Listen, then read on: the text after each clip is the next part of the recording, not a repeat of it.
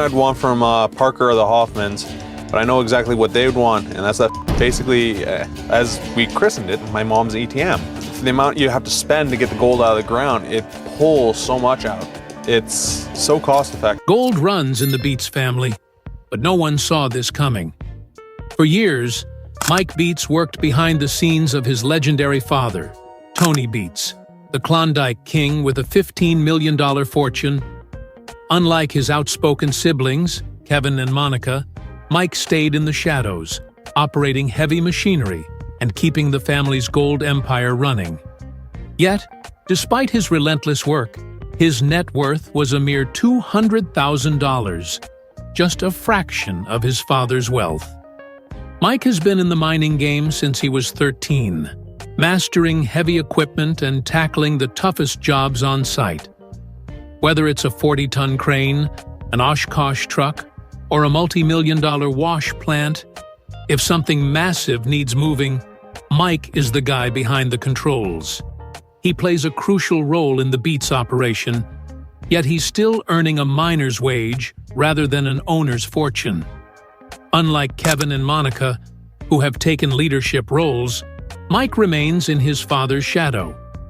Tony still calls the shots, and while Mike earns $25,000 per episode of Gold Rush, around $500,000 per season, it's nothing compared to what his father and siblings pull in from gold sales and business deals.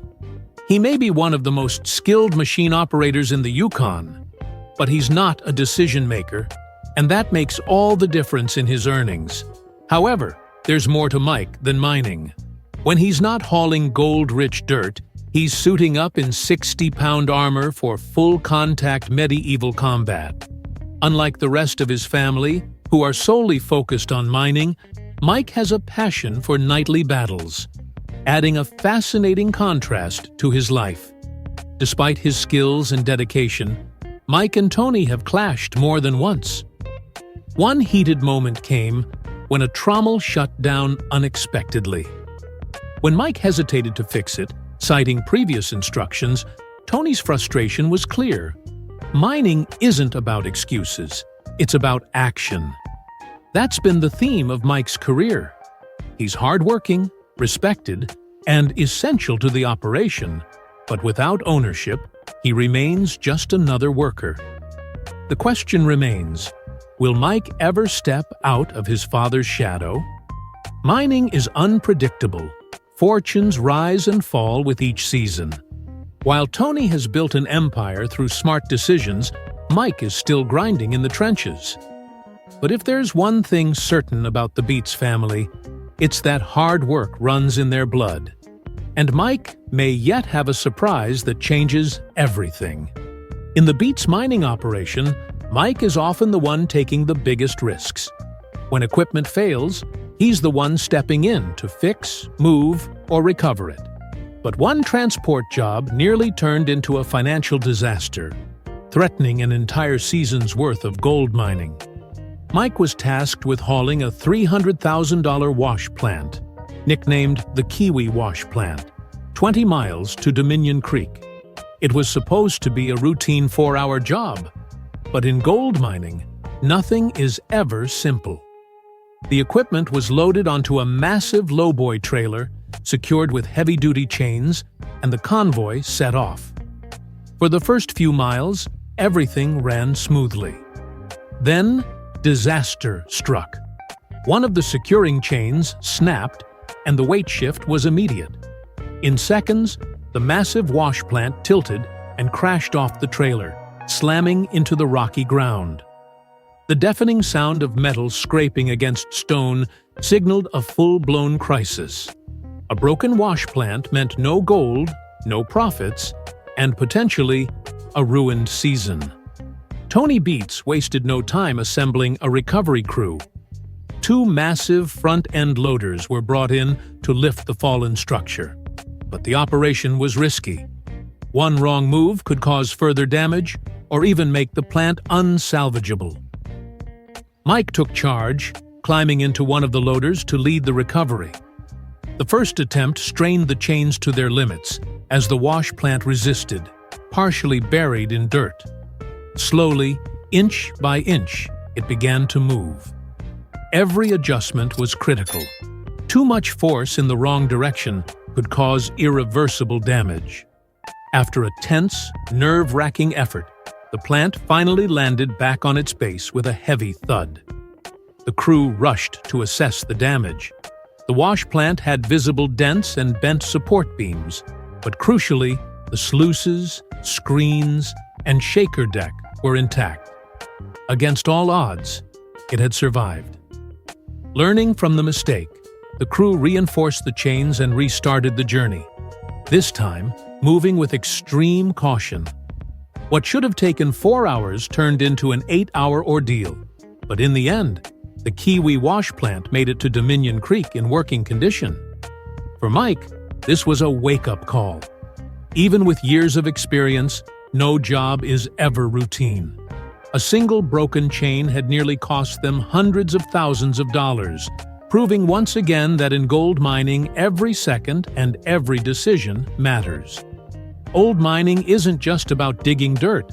It's about handling million-dollar equipment with precision. And for Mike Beets, that sometimes means navigating life-or-death situations.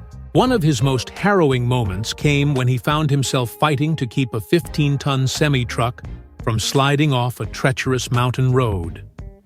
The road to Indian River was infamous for its steep inclines, loose gravel, and unpredictable weather. Midway through a climb, Mike hit a wet patch, and suddenly, the back wheels lost traction. The entire truck began drifting sideways, straight toward the edge.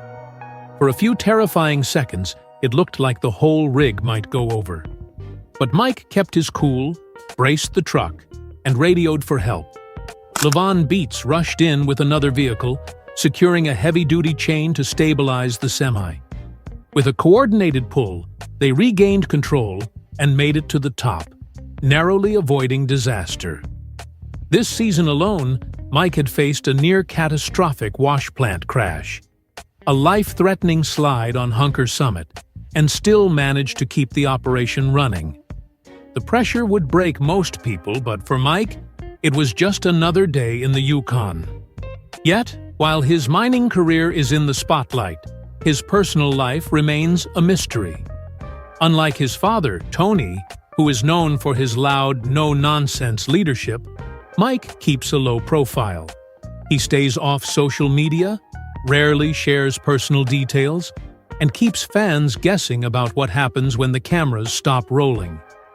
There are no public records of a wife or confirmed relationships, just his commitment to the family business.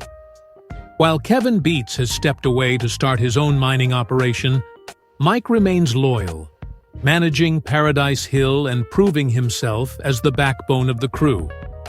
He isn't just working for Tony, he's building his own future in gold mining. From managing crews to handling multi-million-dollar equipment, he takes on some of the toughest jobs in the Yukon. But working for Tony Beets isn't easy. His father is one of the most demanding bosses in the business, and being family doesn't mean getting a free pass.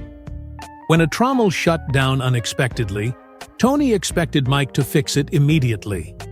When Mike hesitated, explaining that he had been told it wouldn't move, Tony shut him down. Excuses weren't an option. In the Beets family, the job isn't done until the problem is solved. Compared to his siblings, Mike has taken on more of the physical grind. Kevin has moved on to his own claim, proving himself as an independent miner.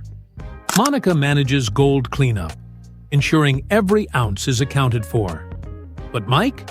He's the one making sure the machines keep running, the mine stays operational, and the gold keeps flowing. This season alone, Mike had already faced a near-catastrophic wash plant crash, a life-threatening slide on Hunker Summit, and still managed to keep the operation running. The pressure would break most people, but for Mike, it was just another day in the Yukon. Mike Beets may be in the spotlight, but his personal life remains a mystery. Unlike his outspoken father, Tony, he keeps a low profile, staying off social media and focusing solely on mining.